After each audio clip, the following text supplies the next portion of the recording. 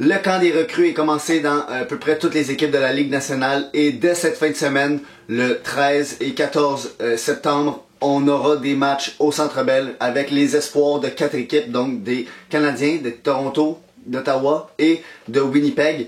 Je vais être présent pour les 2 matchs des Canadiens et je vais regarder sans aucun doute les 2 autres matchs qui excluent les espoirs des Canadiens. Là, donc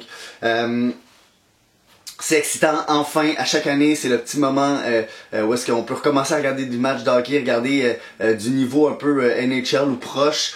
Et je me suis dit, pourquoi pas, peut-être juste faire un petit tour d'horizon des formations que les équipes amènent comme recrues pour ce mini showdown qu'ils appellent ou face-à-face.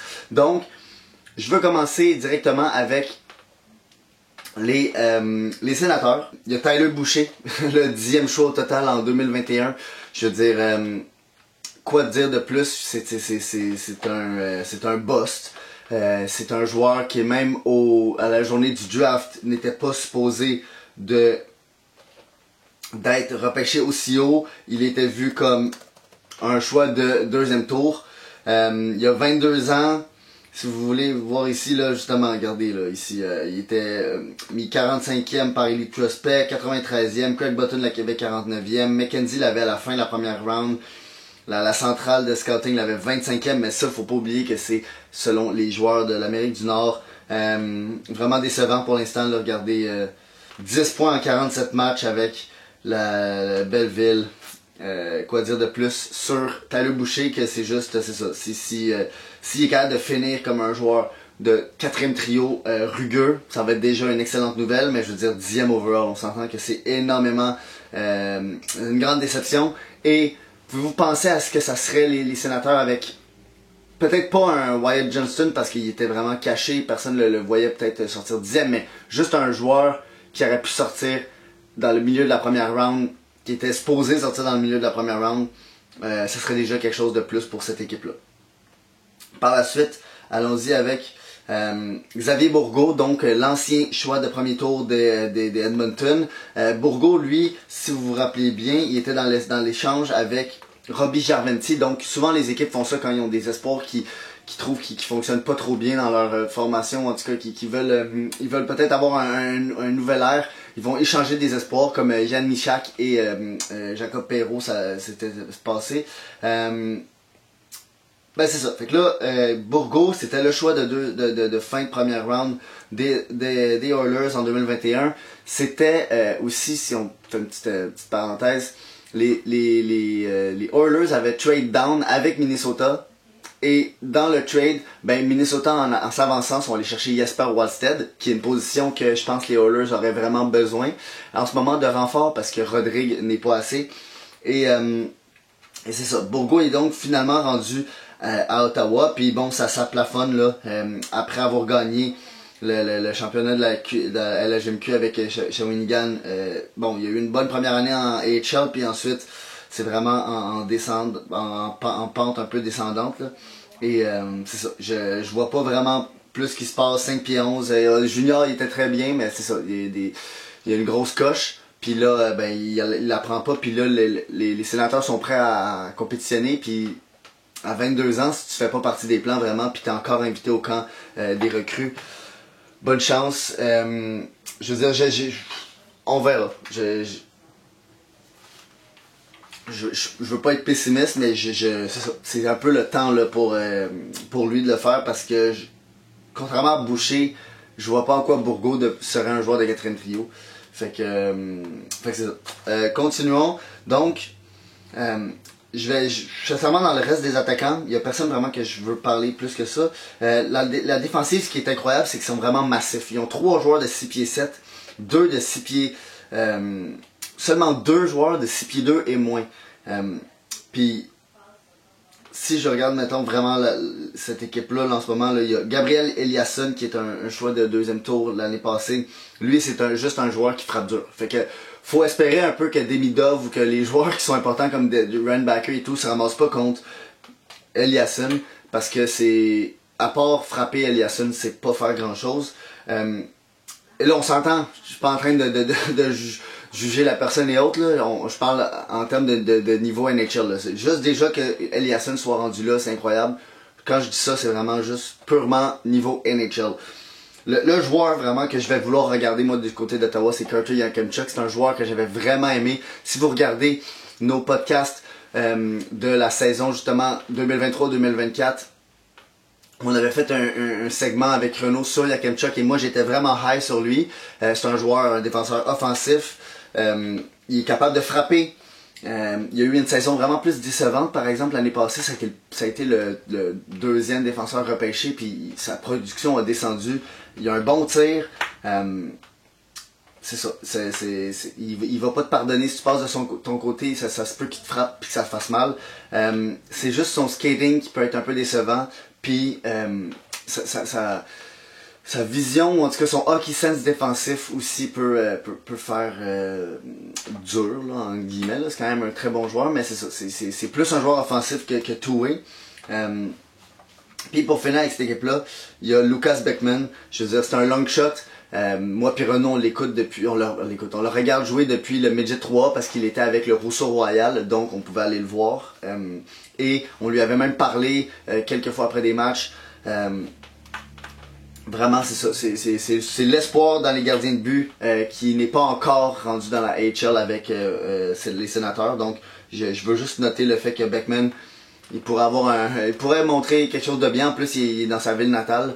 Mais lui, c'est un long shot. Là. Les goalers, c'est pas avant 4 ans, 5 ans avant qu'il soit vraiment un joueur à considérer dans la Ligue nationale.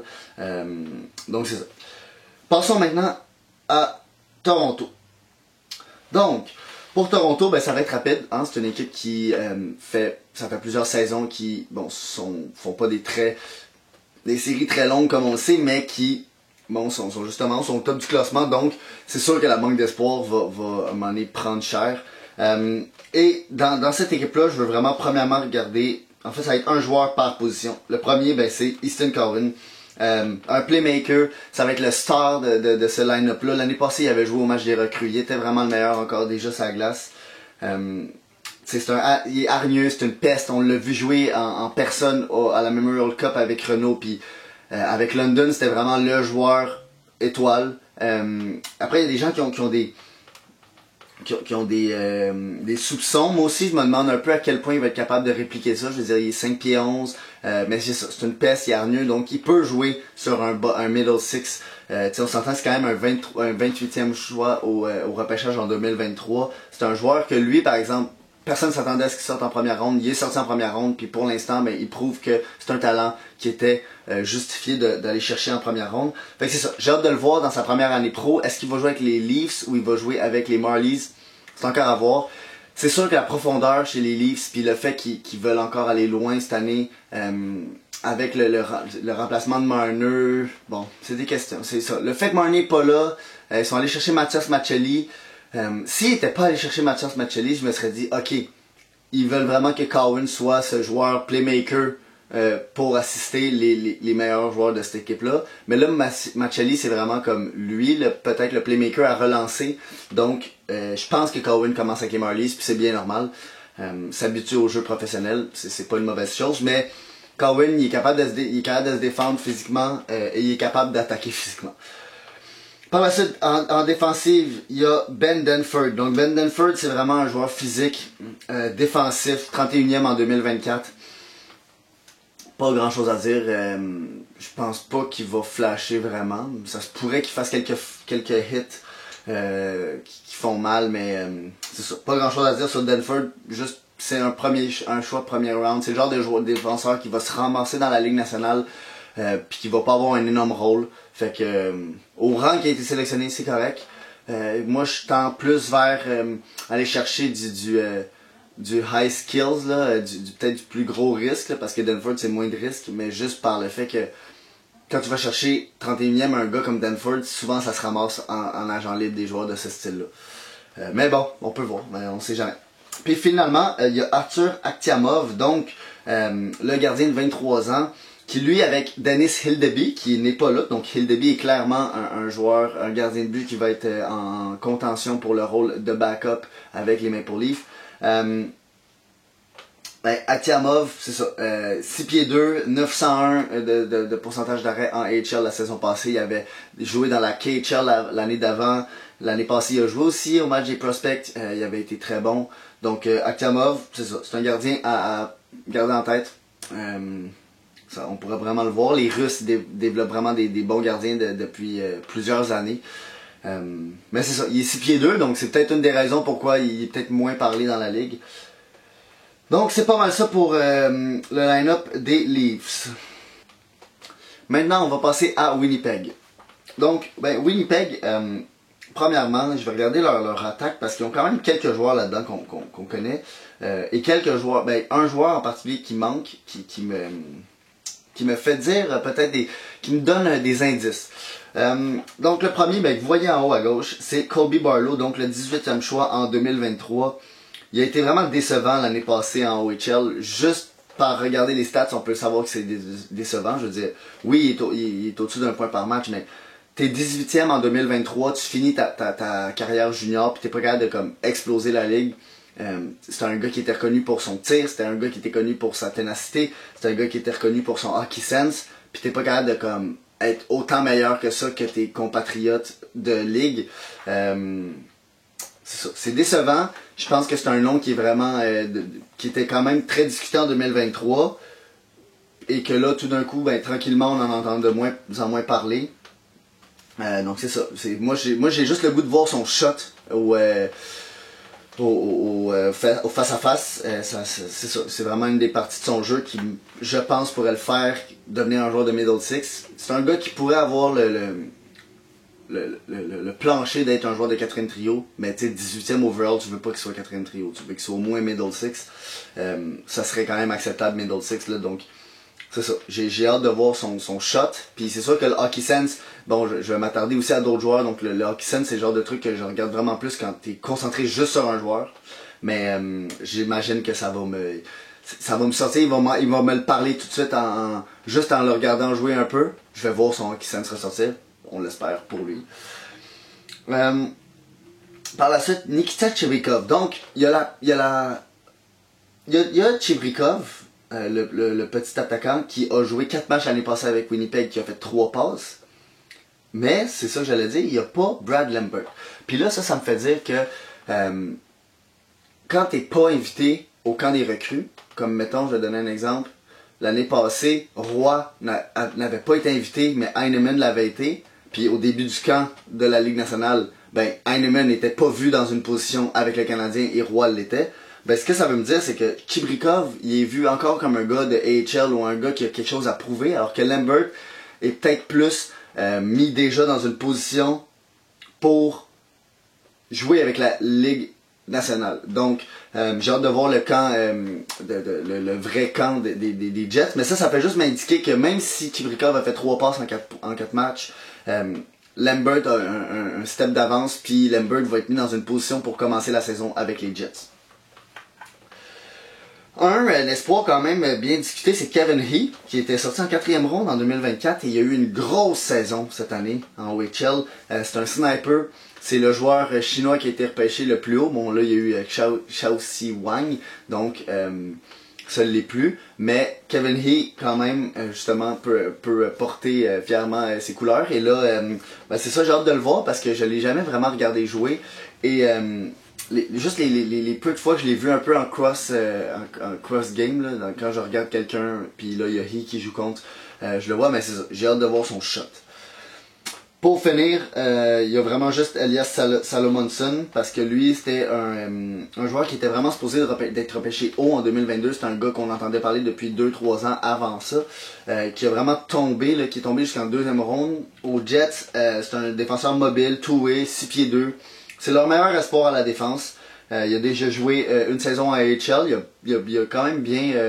il s'en est bien sorti. Là, les matchs que j'ai regardés du Rocket contre Salomonson, c'était vraiment solide, là, une bonne mobilité, bon bâton, bonne relance. Donc j'ai hâte de voir ce genre de défenseur qui pourrait arriver peut-être dans 1 ou 2 ans avec les Jets pour un renfort du côté de l'équipe du milieu du Canada.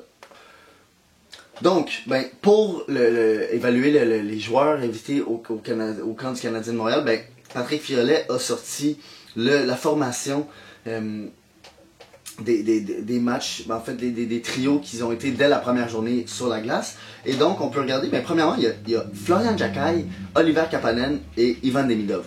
Ce que je trouve intéressant avec ça, c'est que Demidov est clairement le joueur qui va faire l'équipe. Ça c'est même pas une surprise s'il le fait, là, je veux dire. C'est même pas un mystère en fait. Kapanen, c'est le joueur que j'avais placé comme le centre du 4e trio parce que, bon, vraisemblablement, il y a juste une place vraiment à gagner cette année au camp. Puis c'est ça, c'est un peu le joueur, le centre de 4e trio.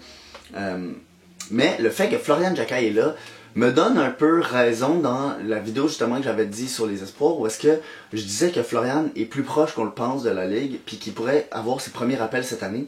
Ben là, il est placé avec Kapanen et Demidov. C'est vraiment pas une ligne que je pense qu'il va avoir dans la Ligue nationale, même à n'importe quel moment. Mais juste le voir là, je me dis, ok, l'équipe l'évalue haut. Parce que l'année passée, où il y a 2 ans, quand il était au camp des recrues, ben, c'était un joueur de 3e, 4e trio. Là, il est rendu premier trio avec Demidov et Kapanen, 2 gars qui ont déjà joué dans la Ligue nationale. Fait que moi, je pense qu'ils veulent voir à quel point Jackai est capable de jouer avec des joueurs d'un niveau supérieur. Par la suite, il y a Rorer Beck Thorpe. Donc, Thorpe, grand gaillard, je veux dire, c'est un peu la version de Jackai, mais à droite. C'est un peu 2 gars qui se ressemblent vraiment. C'est les 2 gars qui sont peut-être les seuls à avoir cette espèce de petit edge offensif tout en ayant la physicalité et la méchanceté, je pourrais dire. Beck au centre, comme d'habitude, et Rorer à gauche. Donc, juste en voyant ça, je pourrais me dire que Rorer va retourner en Suisse définitivement. Mais c'est ça, j'ai hâte de le voir parce que Rorer, il va être mis dans une position où est-ce qu'il va pouvoir aller récupérer des rondelles. Il va pouvoir être feedé par Thorpe et Beck. Il va pouvoir les feeder. Donc ça, c'est une ligne que j'ai hâte de voir parce que Beck aussi, c'est un méchant, c'est un gars qui punit. Donc les 3 ensemble, ça devrait vraiment être une ligne détestable à jouer contre et vraiment le fun à regarder quand c'est ton équipe. Par la suite, il y a, Yegor Goryunov, l'ancien joueur de l'Armada de l'année passée, un Russe, lui, il est juste signé un contrat de la AHL, fait que c'est sûr qu'il fait pas l'équipe. Mais j'ai hâte de le voir, il est avec Philippe Méchard. Donc, je parlais tantôt de Brad Lambert. Brad Lambert a été repêché après Philippe Méchard. Puis là, Méchard, lui, est encore invité au camp des recrues. Donc, on s'entend, là, il est sur la 3e ligne, il est dans son draft year plus 4. Ça a été un choix de premier tour, il commence à vraiment être décevant. Puis c'est ça, Yegor Goryunov, j'ai bien hâte de voir. C'est un joueur purement offensif dans la LHMQ. Puis avec Carbonneau, c'était vraiment un beau mix quand il est arrivé avec l'Armada. Puis Luke Tuch, c'est ça, Luke Tuch 3e trio. C'est sûr, lui, comme je l'ai dit dans la dernière vidéo, il a pas vraiment joué dans les dernières années. Donc c'est ça, c'est à lui de se prouver. Puis là, les 5 derniers joueurs, pas grand chose à dire, c'est des joueurs de Laval, Trois-Rivières. En défense, Engstrom, Reinbacher, c'était la ligne incroyable en AHL. Si Reinbacher fait pas le club, c'est vraiment une première paire que j'aimerais voir à Laval, puis qui va vraiment, je pense, terroriser les autres équipes parce que t'as Reinbacher qui va être capable de couvrir énormément de glace défensivement et en relance, puis Engstrom, son coup de patin est fantastique. Par la suite, Protz et Pickford. Protz, on le connaît, on le connaît. Moi, je le connais un peu quand même. C'est un joueur très rugueux, il frappe fort, il est méchant, il punit les attaquants, il punit les défenseurs. Pickford, joueur offensif, défensivement, c'est là qu'il va falloir se développer. Pickford devrait être avec Laval l'année prochaine. Ensuite, on a McNeil, le choix de 6e tour en 2025. Je le connais très peu, je le connais en fait pas, donc hâte de voir. Handel, je le connais parce que cette année, je l'ai scouté dans la GMQ. Pour moi, c'est un défenseur mobile qui est pas, c'est ça, ni plus ni point là, c'est un long shot, c'est un autre 6e round pick, fait que à voir avec cette 3e paire. Lavigne, McGowan, c'est des gars, Lavigne il joue je pense à Concordia, puis McGowan il va jouer genre à Trois-Rivières. Ensuite, ça va être l'AS parce que là, c'est la première fois qu'il y a Jacob Fowler dans les buts. Puis ensuite, Arseny Radkov et Mikus Vekvanegz. Mais Jacob Fowler, j'ai hâte de voir comment Fowler est bon contre des joueurs quand même de son niveau ou peut-être un peu en dessous de son niveau. J'ai hâte de voir à quel point il est capable d'être le Hellebuck de ce mini-tournoi.